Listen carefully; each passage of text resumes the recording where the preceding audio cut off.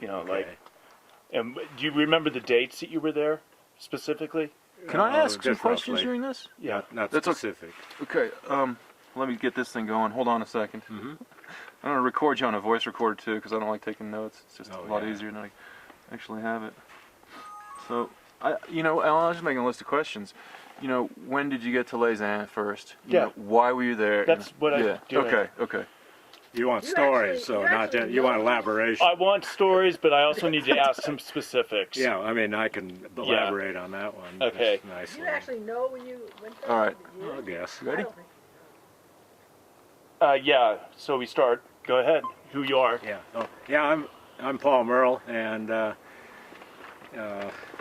got to Switzerland, just traveling around Europe, and ended up in Spain during the Franco days one year, and I ran into this guy at the Casa Campea in southeast Spain, and his name was Rog Finlay, and he said he had a motorcycle, and he said he was there for a week or two, and I just kind of hang around because it was so cheap to live there in those days, and he was going to Switzerland. So, no, he's going to go to Innsbruck first to tear down the Olympic stands, and then he was going to go to the Club Vagabond in Switzerland, where I believe he had been before. So that was in the back of my mind, and I always wanted to go to Switzerland, but I always thought it was real expensive, and so I thought, well, this might be a cheaper way to get there, just as a backpacker hotel before we thought of those words, I suppose. And it turned out this Casa Campeo is where Alan and Carol, Luke, I'm not sure about Luke, and then one of their original partners from Rhodesia, Ken, had met. And they got the idea to do this thing in Switzerland, and they put the Club Vagabond together. And so a couple years later, I was back in Europe, and I said, I'm going hiking in Switzerland. And the first place I got to was the Club Vagabond. I hitchhiked there and took the train, a little combination, and it was just exactly what I was looking for. And so I figured out a trip with the help of Alan. I was going to walk the high route. Well, turned out I walked the glacial high route, not the common high route they do today, and we did this all with, I think all I had for safety was a 1/4-inch rope about 40, 50 feet long. It was quite dangerous, but nobody seemed to care, and so we made it from Zermatt to Chamonix. The hell, you answered 2 questions for me just Okay, easy. good. I just got going there, and it seemed to flow. What year did you get there? I think it was 1967. 67. Okay. Yeah. No way. The first time. Okay. And I worked as the handyman. Got a job right off as soon as the hiking season was over, and I was just hanging around, and they found out I knew how to do carpentry, just kind of handyman stuff. And Rog Finlay had done it before me, and he was gone somewhere. And so I built my first kitchen, and since then I built kitchens in Aspens and around here, but mostly in Aspen. It's just interesting that by chance got me started. But anyway, so then then I got to learn how to ski there because they supplied us with skiing, and I'd never skied before, being from Southern California. And that was neat, and we got to drive over to Verbier, and that was even more fun. And I met Tom Bolander, and we did a trip that summer to the Soviet Union and Greece and Turkey together with a couple of the gals from the Vagabond house cleaning crew. And then Alan asked me to work at the Vagabond again that winter doing some work, but the pay wasn't really good enough, and I knew I could go back to San Diego and work on some yachts and make 3 times the money, see my mom and my stepfather, and go fly back to Switzerland, still be money ahead. So I did that. And when I got back, Tom had decided he was going to make a ski film, and I was going to be a star. Well, okay. All I really knew I got out of that was a lot of free skiing, because he could get free tickets to places, and we'd go skiing, and he took care of all the details, and that was kind of fun. Never have seen the film. I think you're going to get a chance because I'm gonna digitalize it. Yeah, great. So- What year was that? That winter you went back that would have been winter of '68. Yeah, I So think I was there January at the 68? 65, I mean 67, 68. And then I came home and went to, oh gosh, you know, I'm all wrong because I went in the 64 Tahiti race. And that was before, all this happened before. Before '64. Yeah, I came back to go to the Tahiti race because I had a paid job on a yacht going down there. Came back, then switched yachts and went around to Florida. And from there I went back to Europe. I get a little mixed up on Yeah, on things, dates. actually. Yeah. And that second time I went back was 69, I know, because I know I was in Nepal in, 1970, because I was in Nepal 70, 71, because I actually took a diary of that trip. Right. So, like I say, numbers aren't my forte. Real vagabond. Yeah. Yeah, no, I was probably in the 66, maybe, when I went to Vagabond. Yeah, Layton was there in '66. Oh, okay, that makes sense. So he was there the winter after the accident. I was there during the accident, Okay. and so was he, because he was part of the accident. He was yeah. part of the accident. Yeah. Yeah. Can I just ask something quickly? Yeah, go ahead. Do you mind describing some of the characters, some of the people who were there when you first got there? When I first got there. Yeah. When I first answer it, for me, the best way to do this is answer it with the question. Okay. Start with the question. Yeah, Yeah. okay. Just let me think, though, because Okay. I'm not sure I have a concrete answer to that, other than Alan telling, and it's then I went off hiking for a while and that sort of thing. And But can you? I'm not even sure who I met first, other than Alan. You know, people changed and stuff. There was Don McAlaw, might have been there. If you heard that name. I've interviewed him Oh, you have? Yeah. Oh, okay. Up in Kaloa? in Lausanne. Oh, I see. Oh, he went to that. I've seen him twice there. Oh. And Katinka? Uh-huh. Oh, great. I loved Katinka. Yeah, she's great. Yeah. Don can drink a lot of beer. Yeah, that's all he wants to do. That's all he wants to do. I couldn't. You could think, I don't know what she got stuck with him for. So, But- how about? Do you have any memories of Alan? I mean, Yeah. Can you talk about Alan a Yeah, little? sure. Okay, I'll start off. Okay, if you ask me the question, then, or no, I mean I'll start with the question if you're ready. Yeah, I'm ready. Yeah, the first person I met in Switzerland was when I checked in. Maybe it was Joni at the desk, but right away I met Alan because I wanted some information on hiking the high route, and he was interested in hiking, although he didn't really do much. And he found a magazine article for me and so on, and he was an extremely nice man, and I loved working for him later, and he was very thoughtful, and when I'd get in a bad mood or something, he'd call me up to the office and smooth me out a little bit, because I get in a little bad mood when I was working in the kitchen sometimes.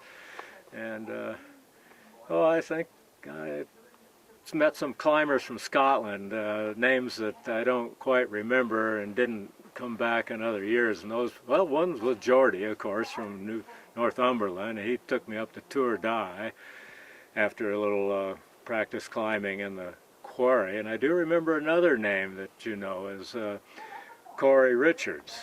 And he was kind of my mentor at climbing, although Geordie took me on the climb. And Corey was there, and we worked together, and he was in the ski shop, and I was a handyman, but he was a great guy. I don't see him anymore, even though he lives just in Utah, but we kind of lost contact. And trying to think of something else. Was Davey there? Davey was, okay, Davey was Agnew. I remember Davey too. I didn't ever know him that first time. He was working as a climbing instructor at the American School for Harlan, and I might have met Harlan that first summer. I don't know for sure, but Davey was there, and I'd see him, but I didn't know him. And then when the winter started and we started skiing, I got to know him and Harlan, and quite well, in fact, and Mick Burke. and Dougal, the three of us, and in fact learned how to ski together. We were all novices, and we'd go out in a little slope behind the Vagabond and walk up the hill and try to get down at a couple turns, and never really made it. And about that time, Leighton Core showed up, and Leighton took me on my first ski lift ride. We went up the Solis Sierra chairlift, and I was in my Levi's, and I don't know what he was in, and we got up the top, and it was about a foot of real nice powder, and I think I fell about 100 times. My Levi's left blue marks all the way back down. Leighton could make one turn, and he was trying to show me how, but he could get one turn, and then he couldn't do it. That was one hell of a time. That was one introduction to skiing. It was pretty tough on me. And I got to talking to Harlan. He found out I'd been this is all bar talk, of course, I'd been a sailor, and he was trying to come up with getting an Arab dhow and sailing it down the east coast of Africa, around Tanzania and Zanzibar and that. And I knew how to navigate. And so I was supposed to go along as his navigator. Of course, with his accident, nothing more happened on that. So you met Leighton the winter of the accident, Yeah. before the accident. Oh, yeah. And then you knew him after the accident. Yeah. Well, I've seen him since the accident. I got a feeling he might have hung around for a while after that and then left, but I don't remember any details about that. I remember the funeral. I was a driver at the funeral, and a lot of stuff happened. And he must have, I don't know what he did after that, unless he came back to go to work again as a bricklayer. Tell us about the kitchen. Well, they wanted to rebuild the kitchen because they were doing pretty good business, and I knew how to drive a few nails and things like that, and so I'd put up shelves and build benches and tables and install things and kind of direct the painting around there. I remember Tom Bolander was painting one day in a bathroom, and when the hell is he going to finish that? And I finally go in there to see what he's doing, as he was sort of under my charge a little bit, and he had this paintbrush, and he said, "Paul, I just can't get the paint off the brush onto the wall. It's just driving me nuts and wearing out my arm, and look at the blister on my finger."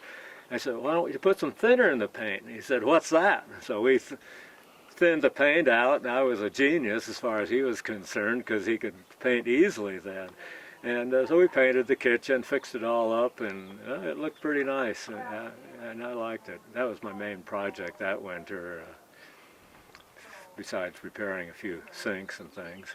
Leighton was your assistant in the kitchen? Yeah, he would help me do various things. We had to pound out holes in the stone walls. He was, of course, that's when I found out he was a bricklayer. He went right at it and made these holes so we could put fence out and that kind of thing. And I don't remember details if he was actually banging nails with me and stuff, but every time I had to go to town, they gave me this brand new Volkswagen van that I was going to be the driver of that winter, but they couldn't afford snow tires. It just had the stock tires from the factory. So, and it was a snowy winter, and we were up 4 switchbacks up above the hardware store, which is at the bottom of the village, and Les Ans, and so every time I had to go down there to get some nails or get a board cut, anything, I'd call Leighton, and he'd come down with me, because sure as heck I'd get stuck, and Leighton being big and powerful, he'd push me out. And I didn't know how to drive snow. I'd never done it before in my life, being a Southern Californian, and it worked. And they finally bought a set of chains when the winter really started, but before that it was tough. If Clara was out, she'd have a better idea. I don't even remember what years we were in the cabinet business for sure. I don't even know how many years. A question that you will want to tape. Sure. It's just about the layout of the Vagabond. Yeah. Would you mind? Yeah. Would you mind describing what was the Vagabond like physically? And look at the me. rooms and. Physically, the Vagabond, it was 4 stories high on the side of a hill, so you walked in on the mid-floor, and then the bedrooms were upstairs, and then you went downstairs to the bar, and the sunroom, I think, was downstairs, and then the kitchen, and the ski shop. And then we had 2 floors at the top were bedrooms of various configurations and dormitories. And then the roof area, might have been 5 up there. That's where Luke lived, and that was about it. He had his own apartment up there. The rest of the people, I think, lived elsewhere. And then they had the Fougere, which was an auxiliary, another chalet that was owned or rented. I didn't know. There was down a couple. It was about a switchback down the hill, and so I used to, one of my jobs was to drive the food from the kitchen at the Vagabond down to the Fougere to feed the people that lived at that place. And it was just all bedrooms, but it was kind of an old TB chalet, I guess, where they put people and had TB to recover or feel good or something, like all those places in Lausanne. And it was a very woody building, where the Vagabond itself was stone, thick stone. Yeah. And I was told that the beer they served was mostly something called Feldschlossen. There was a Feldschlossen beer, but most of it was Beauregard. I think Feldschlossen was another brand, but all the beer we drunk was Beauregard. They had Beauregard on tap, I think, and it made you fart. I think later on, the first few years, we had these flip-top bottles that held 0.6 of a liter, and you could. There was a trick that you could flip the top off with your 2 thumbs and then reconnect it like the Grolsch bottles we buy today. But there was a trick: you could hit it with your 2 upper fingers and your knuckle of your ring finger, and make it look like you knocked the top off with your fingers, but you really knocked the the trigger off with the knuckle of your ring finger. And so a novice would come in from somewhere, a greenhorn or whatever you want to call them, you'd show them this, how you could knock these tops off and let them try. And of course they'd all practically break their fingers trying to knock it off and stuff until you showed them the trick. But it was it was a thick beer, heavy beer, but it wasn't that great. And Court told me they had a lot of wine, good wines from around Lake Geneva. They also served a lot of really cheap Algerian wine. Do you remember that? Well, I remember Vin de Table. That's about all I ever drank. It was about 3 francs a bottle. Yeah, a franc was worth 4 francs to the dollar in those days, and it was a good red wine. But the local wine was more expensive, and it was almost always white. Anything else you got? And the bar was always smoky, wasn't it? Oh yeah, yeah. There people smoked. In fact, I smoked a pipe in one of a thing we used to like to do on our rainy days and stuff would be to sit in the sunroom and just smoke our pipe. There was an old friend from Edmonton, Canada, Doug Siegel. In fact, I just remembered the name. He's one of the first people I met there. He and I were both pipe smokers, and so there was always smoking those days, of course.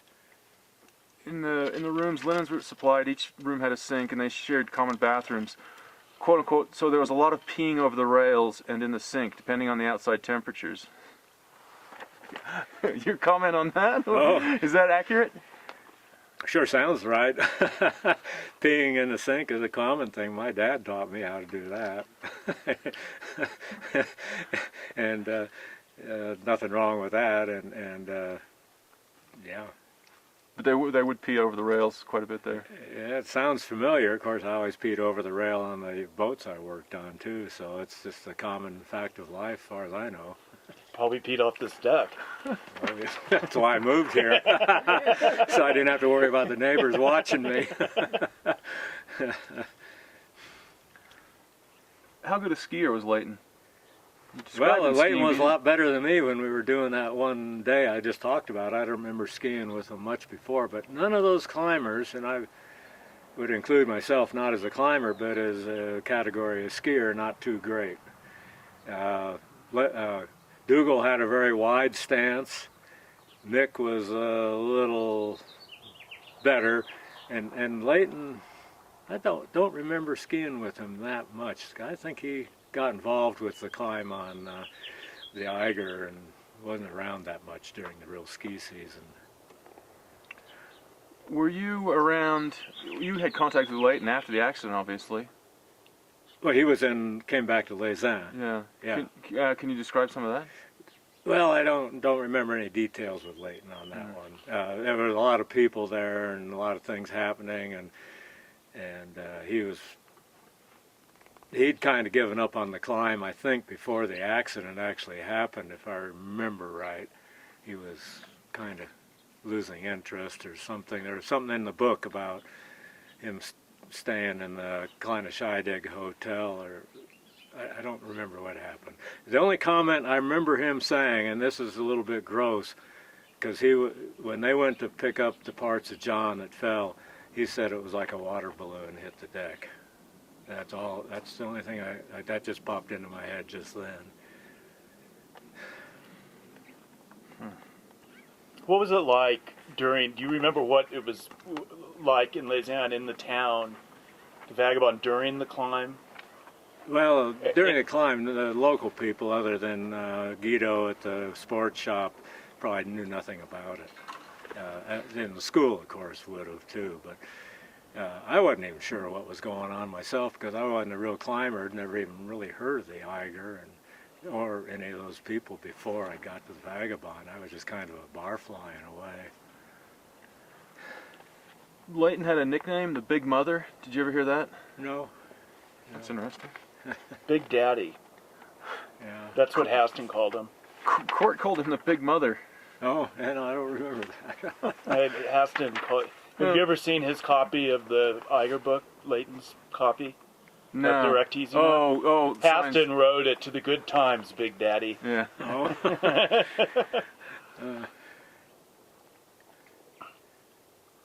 The book I've read, the biography of Dougal, this is the only book I've read in a long, long time. I think I read Direct Teesma.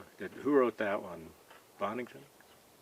Haston. Haston. With Peter Gilman. Oh yeah, Gilman. yeah. I did read that, but that's many years ago. They wrote it in 2 weeks. Oh no. Good. Back to the original question. Do you remember the dates when you saw Leighton and Aspen? Well, when did we quit working? Oh, okay. You asked me when we quit. We did the Rouse job for 2 years. Well, you started renting. I just went and looked. To Ben, you rented the shop in '86, so through '85. Does that help you? Be about 86 then, because I was working on somebody else's house then. Before I started, it was a little about the year before I started Roush's. No. You rented the shop to Ben. Yeah. That was after you finished. And what was the date? 87? No, in 1986, you rented the shop to Ben. Yeah. So I think it had to be before that. Been 80, 84. And here's another thing. You know, Peter Clary moved here, and Karin was born. So The year of the accident. Since 66. Yeah. Okay. So, okay, did you want to... Start with the accident, or you hadn't seen him, Lausanne, somehow segue into that. Okay, yeah. So, at the accident in Lausanne, after Harlan's accident, I didn't see Leighton again. And even though we've been pretty good friends there, and I often wondered, but kind of forgot about him. And, I moved to Aspen, and he was a Colorado guy from Boulder, of course. And anyway, I was working on this job in Aspen, installing cabinets that we'd built, and the mason walked in, who had been working out on this kind of fancy brick sunburst at the entryway, very nice. And he was taking a break, and he said, "Oh, nice cabinets," and made a couple comments like that. And something rang a bell in my distant memory. And all of a sudden, and then he left. He went back outside and went back to work. And I was working away, and all of a sudden it flashed who that might be. So I went out where he was working, and I says, "Did you ever go to Switzerland?" And so it turned out that was Leighton and Leighton Core, and so we hadn't met in all those years, and we talked for a few minutes, but we didn't seem to have too much in common. He asked me how the fishing was over in Paonia Reservoir. He was interested in the big pike there, and that was about it. Cool. So, He was kind of in his own world and stuff, and I was not in that world. But he got friendly with me for some reason, and so when I'd go do something in the Alps, he'd actually offer to loan me equipment like crampons and ice axe and stuff, and he and give me advice. Don't do that, you know, the kind of thing. And he got real friendly with me, and we got to be friends. And then when he came over here to show his film, he asked me if I'd be interested in showing the Annapurna film also, in Aspen, and we did, and we had a pretty good success. We didn't fill the place up, but a lot of people hadn't heard his name in this country and stuff. But he stayed with me over here in Paonia, and I'm not sure, was that a second time over here? Second time. Yeah, the first time he didn't stay with us in Aspen, did he? Well, he might have stayed. Or He was stayed in the with somebody garage. else. We were definitely living in the Yeah, and then the next time, I guess he came over here. Boy, I don't remember the details of that trip at all. I remember him laying in the couch, and we drank a few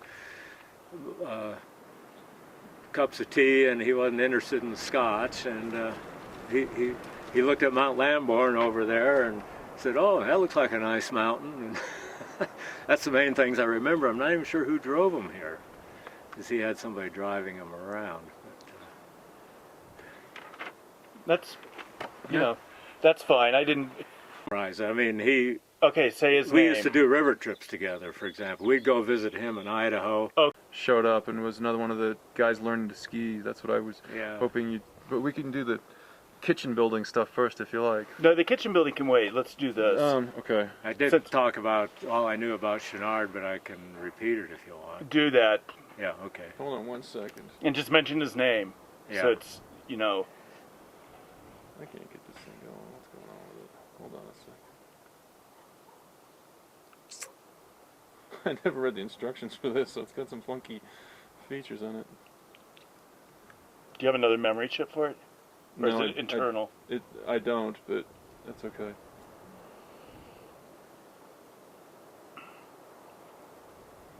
What is it doing here? So you tell me everything you remember about Willens being there and everything about it, because it sounds like they're there around the same time in that fall of '65. Just tell me absolutely everything you remember about Chenard and what he was like, and Okay. and Willens and what he was like, and some of his antics. And Willens apparently at the bar all night. Well, I got a few stories on him. So Not many, really. But And do you use their names? yeah, okay. I'm just trying to come up with an intro. Well, that fall in Les Ans, when I was working on the Vagabond and just getting to know people and not sure who was who and that sort of stuff,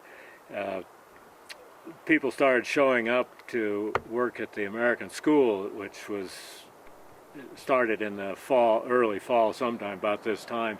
So Mick Burke came down to be a proctor, and Don Willems were proctors at the American School, where John Harlan was a sports instructor, climbing instructor.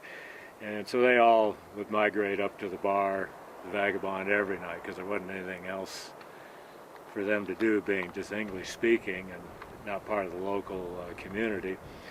And so we got to know each other and kind of casually, and then Leighton started working for me, of course, as in the kitchen, and Willens and Burke had their jobs down there at the school, and as the season progressed and a little snow came down, we being, none of us had ever seen a pair of skis hardly before. We put them on and go out beside the Vagabond, pack some snow, and some guys that had learned to ski the year before would show us how they thought you were supposed to go, and we just banged around, and But the nights in the bar were fun. Mick Burke was just, he played the guitar and could sing great, funny songs, and I can't think of the song I liked the most that he sang right now. And about that time, Yvon Chouinard showed up, who I'd never heard of before, much less Patagonia, and he hung around. And he might have even been staying there, unless he was staying with somebody else down at the school, one of the climbers that worked there as a teacher, Royal Robbins maybe, somebody like that. And but I just remember Chouinard, they played a lot of Monopoly, and I think he always won. I wasn't a Monopoly player, but I'd kind of, you'd be hanging around drinking beer with nothing to do and see what's going on. And we had the music room with Mick in there singing, those guys playing Monopoly. And you mentioned Chouinard was over there to do business earlier. Yeah, I understood. I never really knew him. I got to talk to him, got personal with him, but he was there trying to sell ironwork to, like, crampons and ice axes to Sports House Schuster in Munich.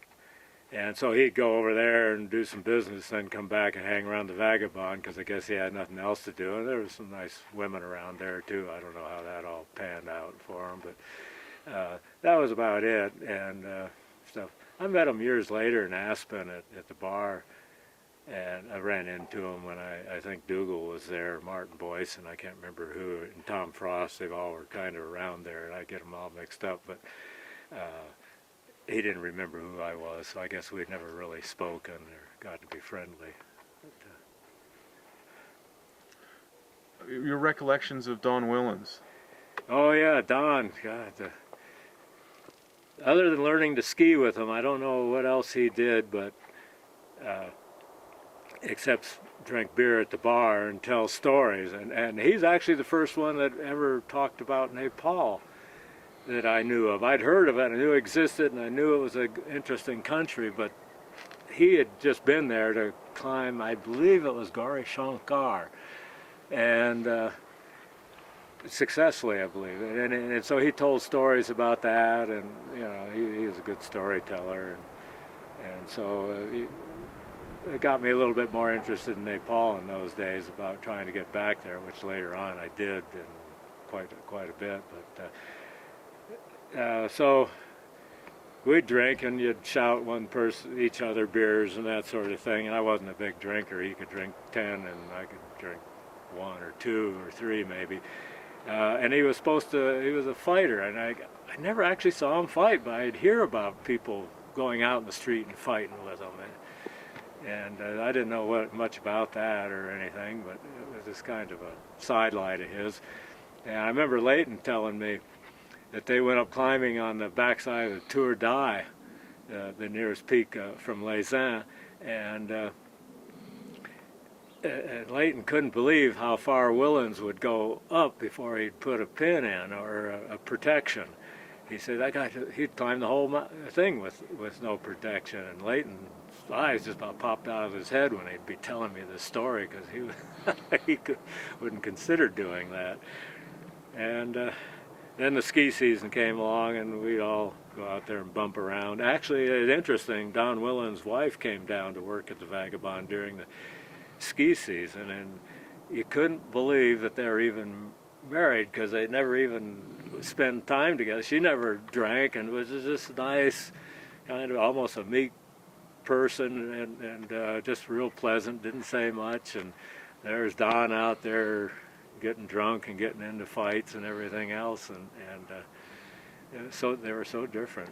I don't remember her name offhand, but that was an interesting aspect of the whole picture. Audrey, sure, yeah. She's still alive? No. Yeah, I heard Willens died in bed. That's about all I knew about it. In '86, yeah, and she died in 2004, I believe. And Oh, yeah. His heart went out. then Jim Perrin wrote a biography of Willens. Have you seen that? No. It's a pretty amazing book. I want to talk about Nepal tomorrow. Okay. All right. Okay.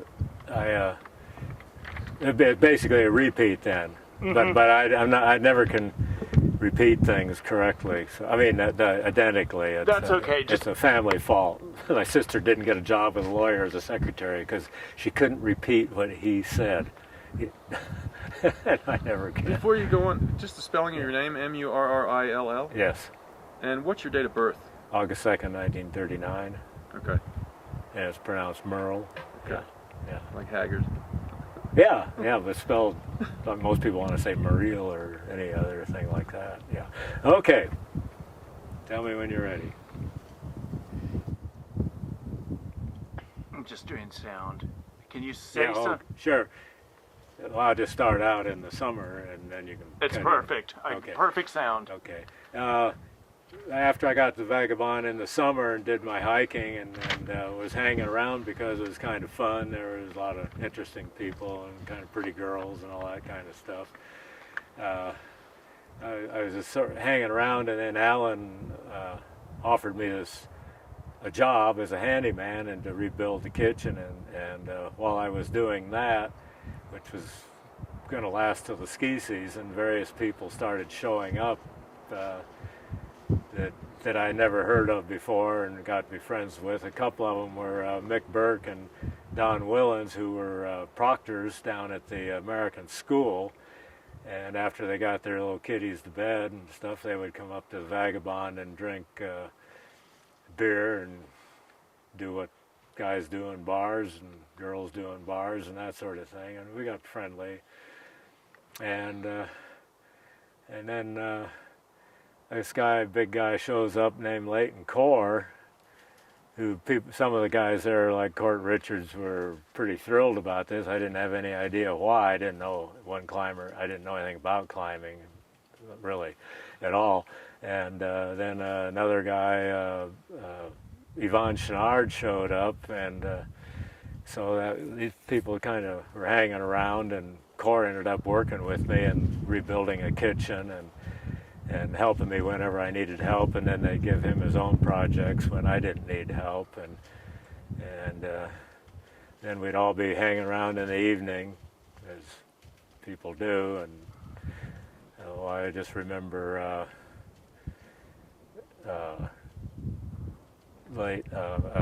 Chenard and some other people, they'd be playing Monopoly, and Chenard always won because he turned out that was good practice for his business. And he was there to sell ironworks to the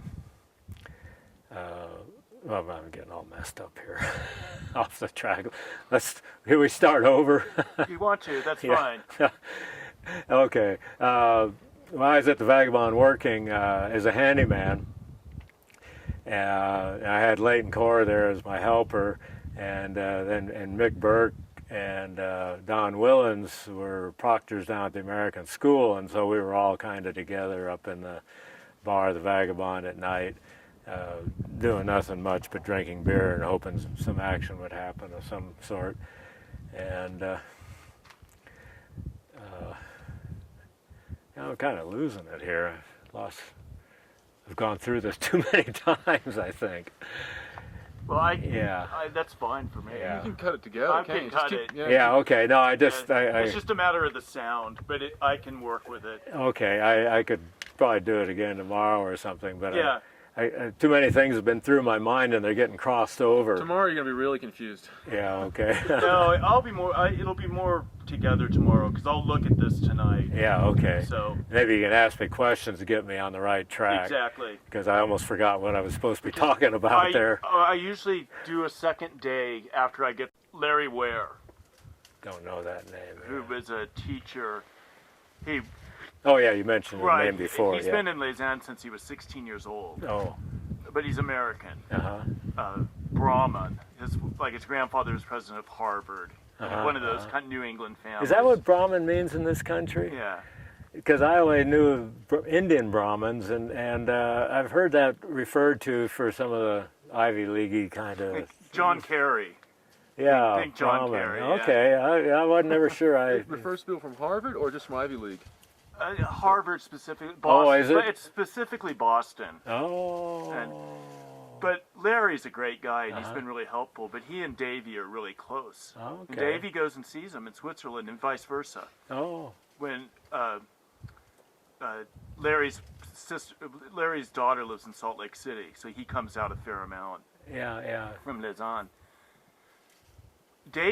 Larry told me that he considers Davey to be the finest mountaineer he's ever known. Okay. Huh. Yeah. Yeah, by the way, it's Lausanne. Lausanne. Yeah. Yeah. Without the N is nasal. Lausanne. Lausanne. Yeah. Yeah, I don't know. You still close your tongue. I'm not sure if that's correct or not. But anyway. I should pronounce it. Yeah, I right thought in. you might as well. Oh, everybody's told me that. I just can't. Oh, I it. get it. Yeah. I get it. Okay, well, I shouldn't have. But I'm going to start out. I met Davey with all the rest of these people in the bar, and I used to admire him skiing up there, and he's really a good skier, really powerful skier. And we got to be friendly, and then I went back to California to work for a off season and make some more money. And then when I came back to Switzerland, while I was getting ready to go to Nepal, this was in the late spring or early summer, Davey was there and immediately invited me to sleep on his floor in his little chalet up there near the Profondas, so that was kind of interesting and fun with him there. And then like I said, I was getting ready to go on this long trip to Nepal, directly from Switzerland at the end of the season, and so Davey gave me a Insulite pad, a 1/4-inch Insulite pad that he used. It was cut down to minimum size, and he'd worn it out. I'd never even heard of using a sleeping pad in those days, and so I thought that was great. So I had this with me for the summer, and I was in and out of Switzerland going hiking in Poland, and then Scotland, visited Davey's mother in Scotland and things like that. And so then when I went off to Nepal, I had Davey's not Thermarest, but what do they call those old Insulite pads is what it was. This was years before Thermarest.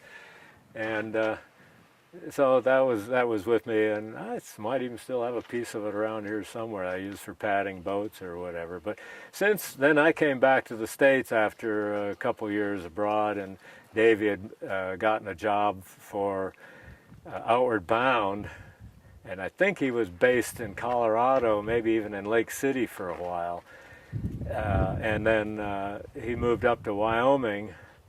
I'm not sure if that was because of Outward Bound or just how it happened, and of course he's still there. But we would, Gary Phillips, an old vagabonder, and myself would go up to Wyoming and Idaho in the summertime for a few summers and do hiking. Like we did the Wind Rivers, and then in the middle of the Wind Rivers we came out to go to Davey's wedding, which was held at the Teton American Alpine Camp there, and so we did that and helped Davey do a few things. And as for helping him and coming to visit, he tried to take Gary and me up the Grand Teton, but he couldn't get to the very top of it because of snow that particular day. But he thought that was something we'd like to do. We both, frankly, were scared to death with the exposure and stuff. But spent a lot of time with Davey and Barbara and over in Driggs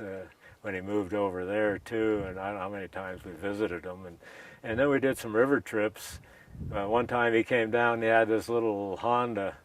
Back in the old days, kind of old-fashioned Honda, and he borrowed a 12 or 14-foot Avon and all the gear, and with Ari, his daughter, and Barbara, got that whole thing loaded, and we drove down, met him at the put-in of the San Juan River, and we put it in and did the San Juan. That was our first river trip together, and I think we did another one after that the following year or something. Kind of an interesting little side story is we got to this nice mud flat where our kids and his kids, Ari, were all in the 8 to 10 years old or so, and just loved to jump in the river and slide in the mud and stuff. And we got this really good mud patch to do that on a bend in the river. And so we all jump off the boat and get ready to have some fun in the water and stuff. And I totally forgot to tie my boat up. And all of a sudden, Davey notices. He says, "Paul, your boat's gone." And I just kind of panicked and couldn't think of what to do. Davey, who was an absolute expert in critical situations, I've heard stories about him before, he just took off running. And he ran down till he got pretty close to my boat, which was quite a ways, and it was just rough on cliffs and, you know, the San Juan River, the desert there. And they got near my boat and then jumped in. He was a good swimmer and got out my boat and pulled it to shore. But he just could think so fast in emergency situations, and that was just one of them. And so we had a great time on that river. We did the Grand Canyon together too, but he got to Davy a little bit, and he got a little bit tired of us. Some of us folks were drinking, and by that time he didn't think drinking was good because he'd quit. And so we haven't done any more trips together. In fact, I haven't even seen him in a long time, but we get a Christmas card from him every year.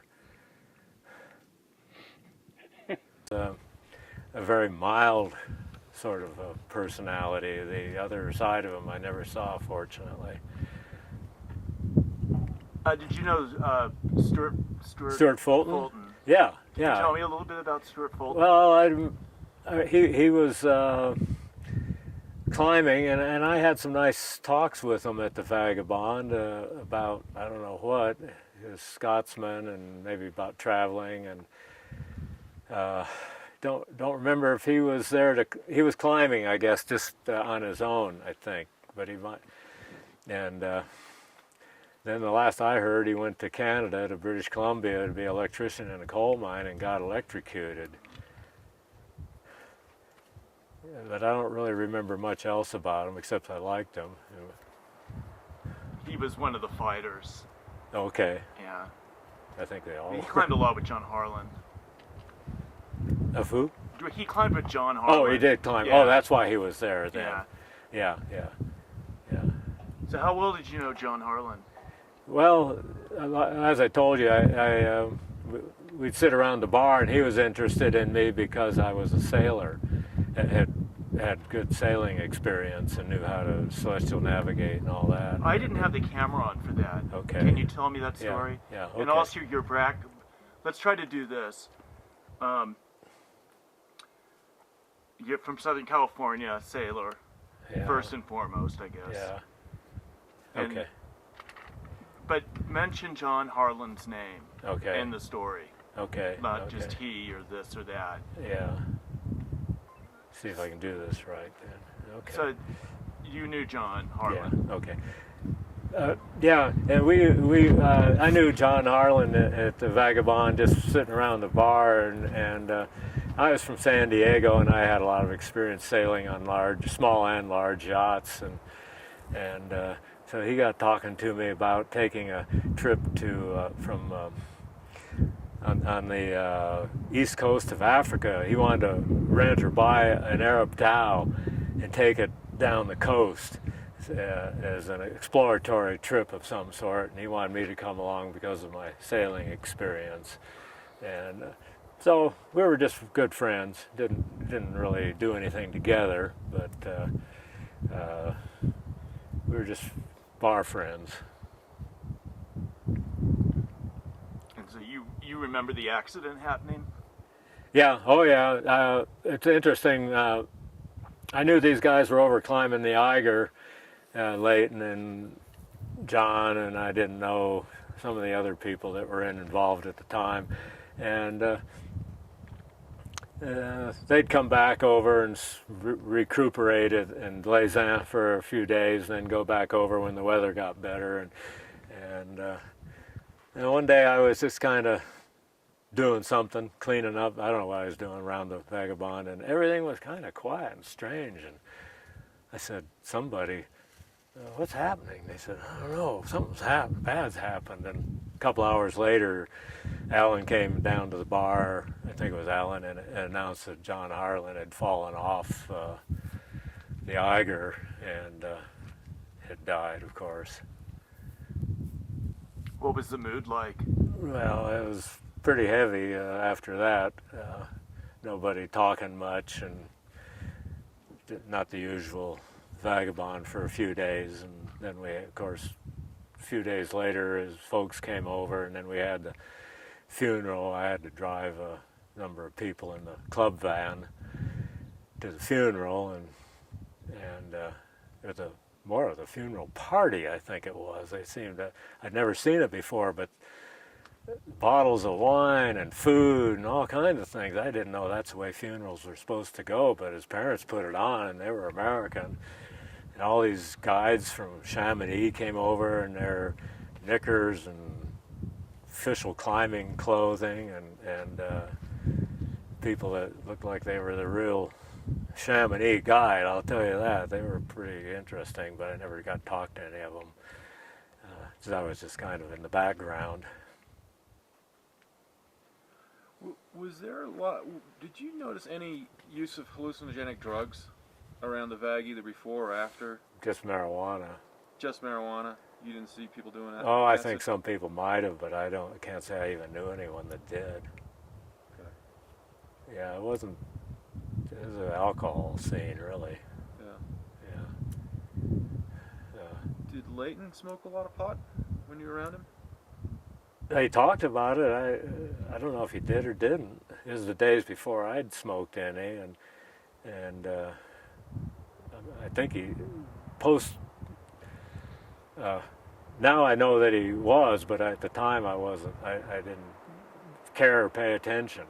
Right. And then I read that he was smoking it in Klein Scheidegg. You know, that was the first time oh yeah, okay. I thought much about it. You know, later on that's not where I had my first smoke actually.